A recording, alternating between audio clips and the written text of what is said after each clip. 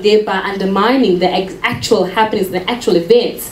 But I would like to know from you, as a listener as well, the Chief Whip, Matole Motshekga, called it a dilution of history. But with the definitions that have been given, give me your opinion as a young person. Was it justifiable, or do we really need to look at and re-look at new terms? Give me your opinion on there, or even tweet us. We'll be able to take in your Twitter comments and read them out, and email us as well, and we'll be able to address all of your questions as well as comments. Now, before the break, lovely gentleman in the grey there from Freedom Park was giving us his opinion this evening. So you can continue from where you left. Thank you, Faith, and your listeners. Just a quick one. Thank you, Dr. Badat, for illustrating the distinction between bannings and the banishments. Because this makes me to recall certain incidents in the past during the apartheid era, before the born freezers that here came around. Briefly, I remember when we were warned via media not to read a particular book, it's banned. Not to listen to a particular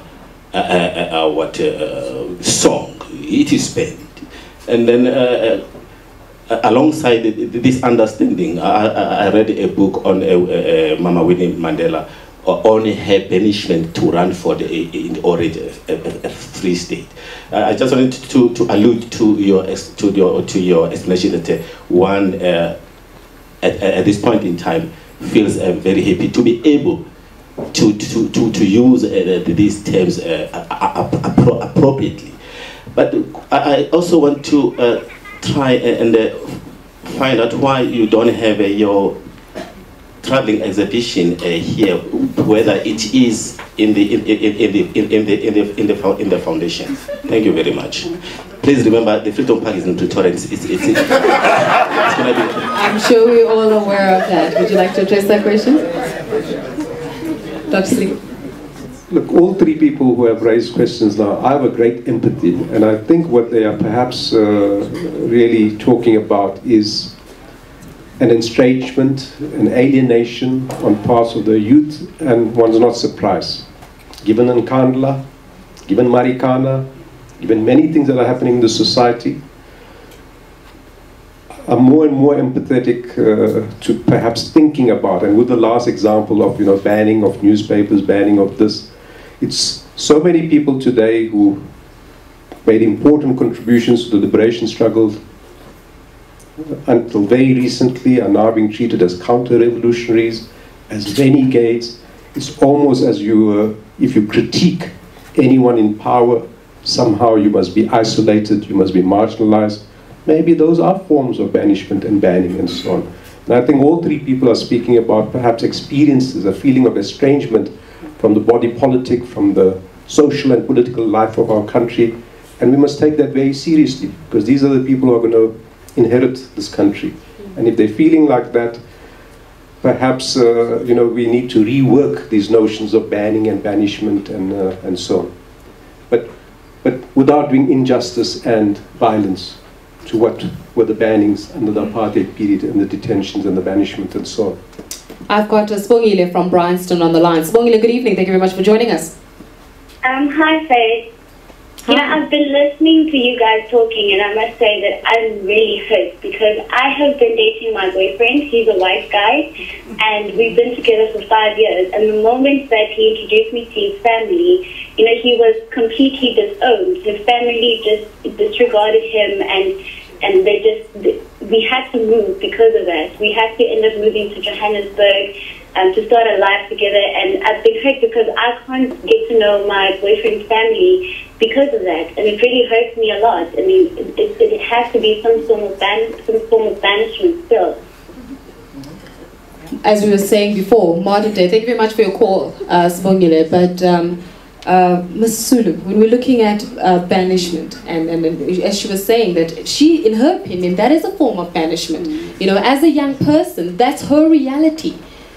What can you say to that? What do we do in that circumstance? You were raised in a family which underwent certain circumstances, not to take away from your experiences, but in hers, this is her reality at this moment. This is her definition of banishment. I think it's important to note that is, because that's what preoccupies her now. You know, that's her day-to-day life, and it's important that we note that and make sure that, you know, she's actually, it may very well be that now that can be attended to in a public platform like this. And perhaps we need to commend the Steve Biko Foundation as well as YFM for providing the platform for that kind of a dialogue. Now, the difference is that when people were banned and banished, it was the Suppression of Communism Act of 1951. It was legislated by law that happens. This is not legislated. It's not to make light of it. It's to say that the family has made a choice. And it's unfortunate because now they're affecting the daughter, the girlfriend, and the son, you know, and that will have different consequences in our society. But that is actually saying we're moving in a different direction. And I do appreciate the questions that were asked earlier, you know, to say, but we also then need to ask the question of what is our responsibility. I think when Nkosinathi Biko was speaking earlier, was saying that black professionals can also then use these kinds of platforms. So if maybe Julius Malema is just a bit too rowdy, well, certainly you can then come to sort of, you know, prep it all up and make your opinions heard so that you're not feeling as marginalized. And maybe these platforms are just but a beginning, you know, but how do you enter the broader space? YFM as a radio station begins to provide you that platform. But you also want to make sure that your voice is heard towards changing. And that's the beauty of South Africa today, is that what we do and what we say, unlike developed countries, has an opportunity to make a meaningful difference and an impact today, tomorrow, and in years to come. So we must take very seriously our opinions, our discourse, and our disagreements, you know, while not diluting the difficulties and the psychological effects, the emotional effects of what banishment and banning did back in 1951 going forward. I've got another question from the audience. Thank you. Zanokolo Futwa. I believe that it's a very difficult comparison. Banishment and banning as was experienced under the apartheid environment and today. Purely because we are, in today's time, supposed to be living under the environment of freedom.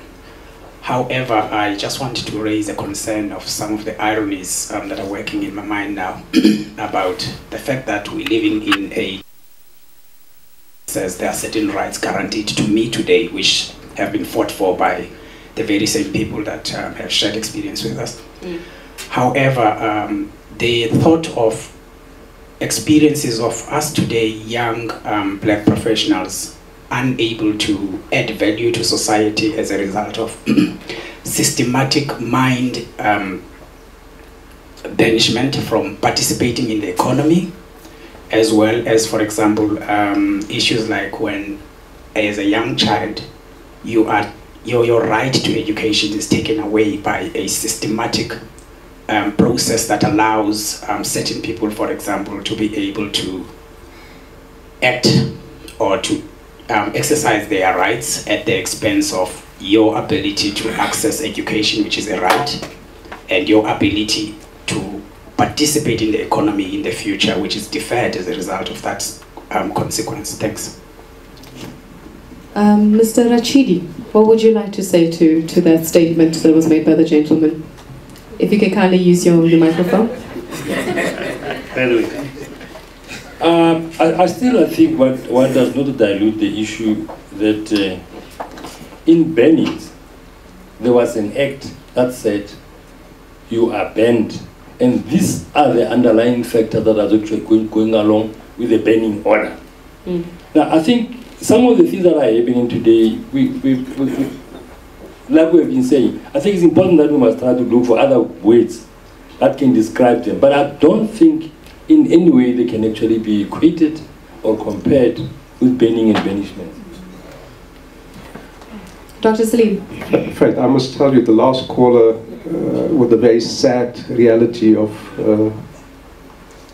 being banished because of a particular love affair, and the example that has just been provided now usefully reminds me that perhaps we should make a distinction, which I do make in the book, between political bannings and banishment and other kinds of bannings and banishments. I think the gentleman is quite right. we may not be dramatic to say the dismal state of schooling in this country is banishing millions of kids from any effective participation as citizens of this country. We must say that.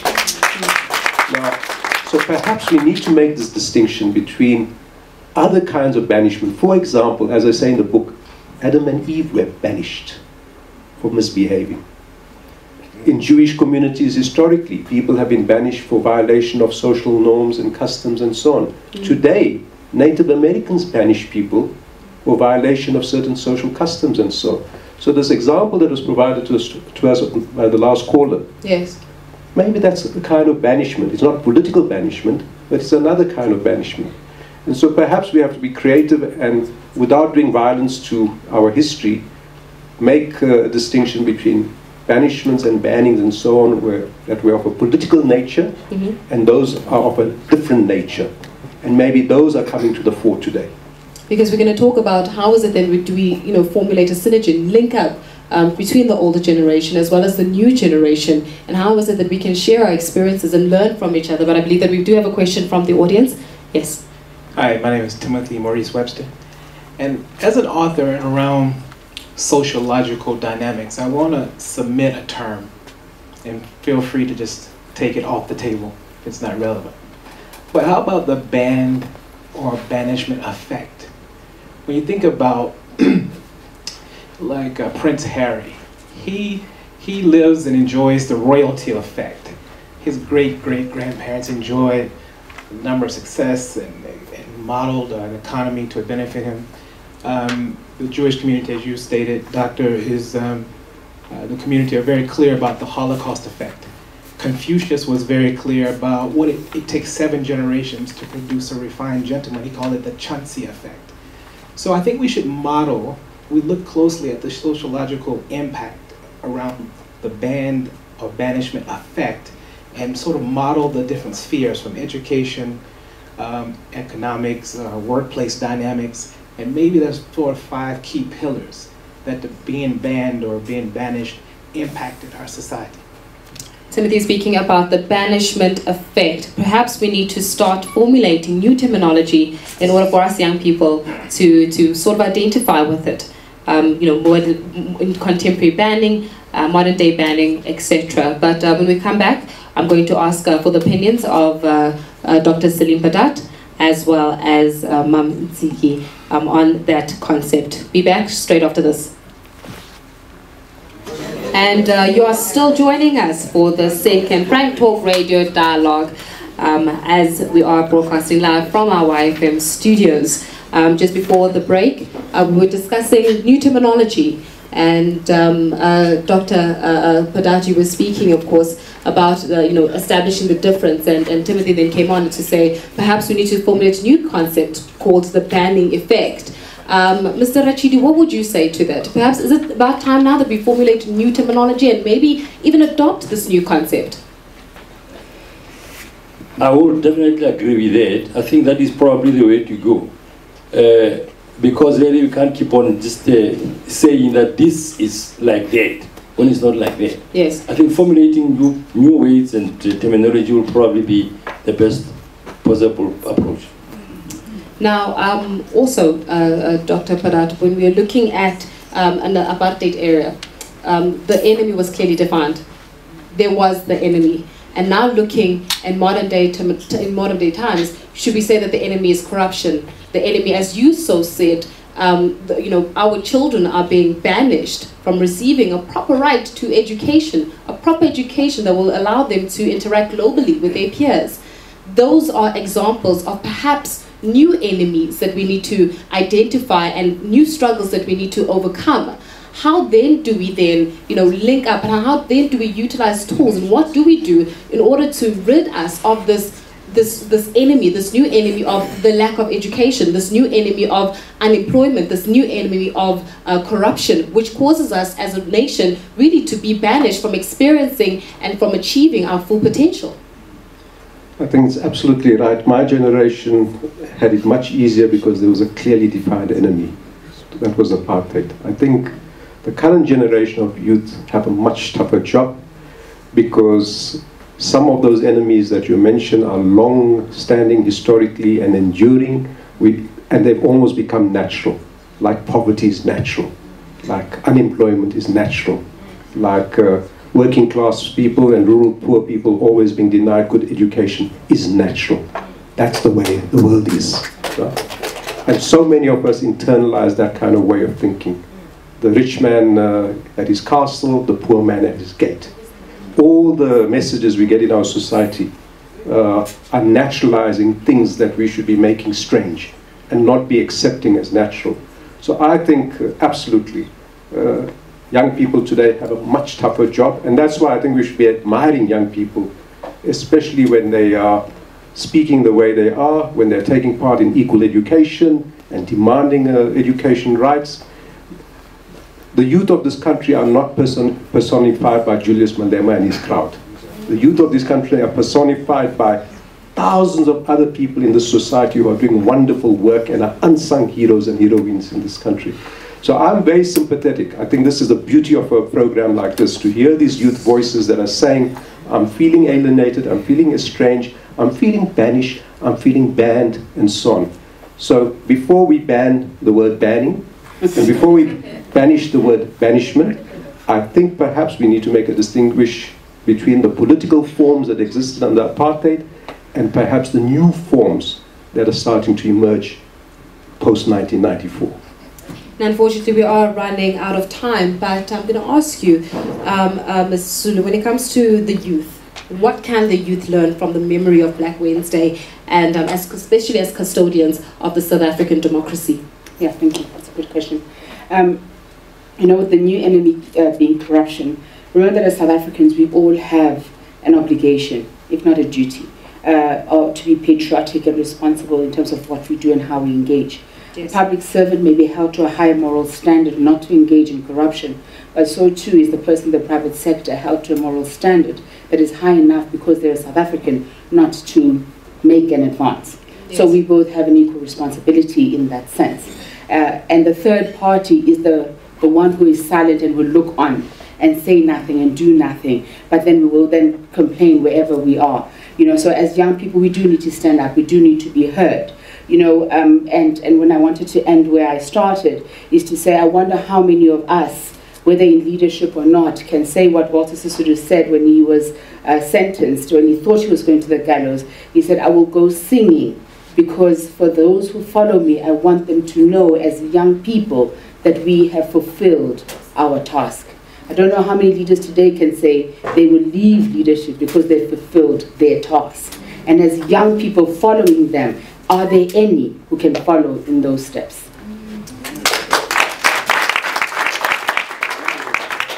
Mr. Rachidi, as an individual who, you know, as a former leader of a banned organization, the Black People's Convention, what do you say to the young South African today, dealing with the various realities that we're facing, the new enemy as being defined, corruption, lack of education, unemployment? What hope can you give us?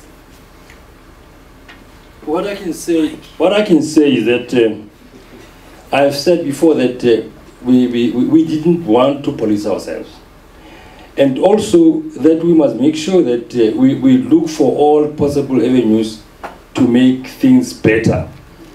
It's a big challenge, but this rests on us in terms of what is happening now needs to be corrected by somebody sometimes in the future, and we have that responsibility to face. I believe that if we start looking and discouraging others who probably are taking advantage of this economic, this freedom that we have now, in terms of enriching themselves, in terms of making sure that other people don't get opportunities, I think the more we try and make sure that we work against that, I think that is actually the way to go. Because we can't just look at them doing things the way the things are going on now. And Dr. Saleem, when we're looking at the book, Banished People, the Forgotten People, actually, tell us about the inspiration behind this title. It's quite a powerful title that you provided there, and of course you were making a lot of reference to it during our conversation, but first of all, the inspiration of this book in the first place. Very quickly, in 1982, I was doing research for a master's on the forced removal of 3 million black South Africans in terms of Group Areas Act and the creation of Bantustans. I came across the word banishment. That led me to Helen Joseph's book, Tomorrow's Sun, that was banned in South Africa. In those days, you had to go and sit in a special room at the University of Cape Town Library. No one else could be with you when you were reading that book. It took me to Norwood, to Helen Joseph's front garden, and as they say, the rest is history. I made a promise 30 years ago to publish a book one day on banishment, because it's virtually unknown in South Africa. And the double motivation is that the Truth and Reconciliation Commission, amongst all the good work it did, also had unfortunate silences and omissions. Only 14 people out of the 160 that were banished feature in Volume 7, which records those South Africans whose human rights were violated.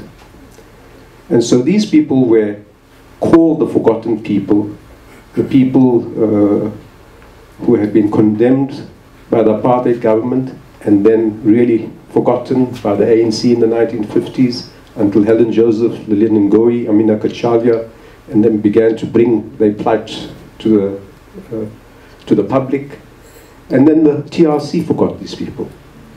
In fact, the 2 men who are still alive of the 160 today have not received any special pensions and reparations like other liberation movement fighters. And the bigger point that I'm trying to make in this book, that the vast majority of these people are rural people.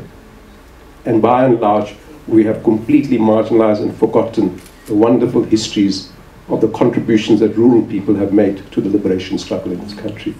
All the heroes and heroines, as far as I see, are urban people. And I'm not denying their contribution, but how about speaking about the contributions of Chief Mopeli, Makwena Matlala, Theophilus Shangela, Solomon Madikezela, and all those kinds of other people. And so I'm hoping to inspire through this book many masters and PhD theses on these wonderful men and women who need to be brought out of the state of being forgotten in South Africa. And it is with that we bid you farewell when it comes to our second Frank Talk radio dialogue. This has been a live broadcast coming from you and coming straight to you from the YFM studios. We thank you very much for joining us this evening, and a thank you to our panelists, Mr. Kenny Rachidi, who is the former leader of the band organization, the Black People's Convention, Dr. Saleem Badat, who is the author of The Forgotten People, Political Banishment Under Apartheid, and Mrs. Ntsiki Sisulu Singapi, granddaughter to Walter and Albertina Sisulu. Thank you very much for joining us. And thank you to the listener for spending time and taking time out to listen and learn something about our history, lest we forget. Until next time, join us again. Thank you very much for joining us, and good night.